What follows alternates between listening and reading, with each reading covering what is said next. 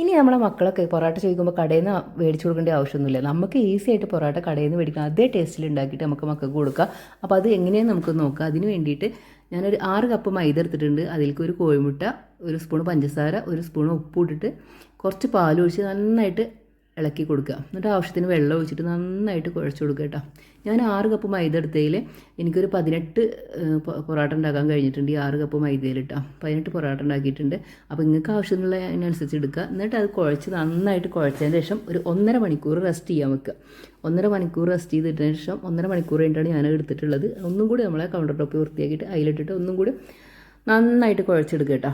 നന്നായിട്ട് കുഴച്ചെടുത്തിട്ട് ചെറിയ ഉരുളകളാക്കിയിട്ട് ബോൾസ് ആക്കിയിട്ട് മാറ്റി വെക്കുക. ചെറിയതെന്ന് പറയുമ്പോൾ നമ്മളൊരു പൊറോട്ടൻ്റെ ഇതിലുള്ള ബോൾസ് ആക്കിയിട്ട് മാറ്റി വെക്കുക കേട്ടോ. എന്നിട്ട് അതിൽ നിന്ന് ഓരോന്നെടുത്തിട്ട് നമ്മൾ പരത്തിയിട്ട് നമ്മൾ പരത്തി കൊടുക്കുക. നന്നായിട്ട് പരത്തി കൊടുത്തതിന് ശേഷം നന്നായിട്ട് വീശി അടിക്കുക കേട്ടോ. വീശി അടിച്ചതിന് ശേഷം അതിൽ കുറച്ച് എണ്ണ തൊട്ട് പരട്ടിയിട്ട് ഒരു തുള്ളി മാവും കൂടി വെതറി കൊടുക്കുക. ഒട്ടി പിടിക്കാണ്ടിരിക്കാൻ വേണ്ടിയിട്ടാണ് ഈ മാവ് വെതറി കൊടുക്കുന്നത്.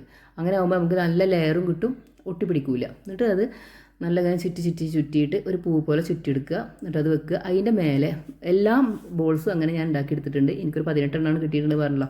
അതിൻ്റെ മേലെ കുറച്ചും കൂടി എണ്ണ ഒഴിച്ച് കൊടുക്കുക. കുറച്ച് പൊടിയും കൂടി വെതറി കൊടുത്തതിന് ശേഷം അതിൽ നിന്ന് ഓരോന്നെടുത്തിട്ട് നമ്മളെ ആവശ്യത്തിനുള്ള വലുപ്പത്തിൽ പരത്തിയിട്ട് നന്നായിട്ട് പരത്തിട്ടാ.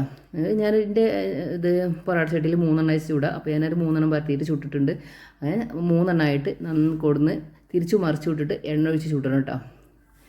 അപ്പോൾ അങ്ങനെ ചുട്ടതിന് ശേഷം നന്നായിട്ട് മൊരിച്ചെടുക്കുക. മൊരിച്ചെടുത്തിട്ട് നമ്മളത് നന്നായിട്ട് അടിച്ചെടുക്കുക കേട്ടോ. അപ്പോൾ ഇത്രയേ ഉള്ളൂ പൊറോട്ട. അപ്പോൾ ഇഷ്ടമായിട്ടുണ്ടെങ്കിൽ ലൈക്ക് ചെയ്യുക, ഷെയർ ചെയ്യുക, ഫീഡ്ബാക്ക് അറിയിക്കുക. അടുത്ത വീഡിയോ ആയിട്ട് വീണ്ടും വരാം.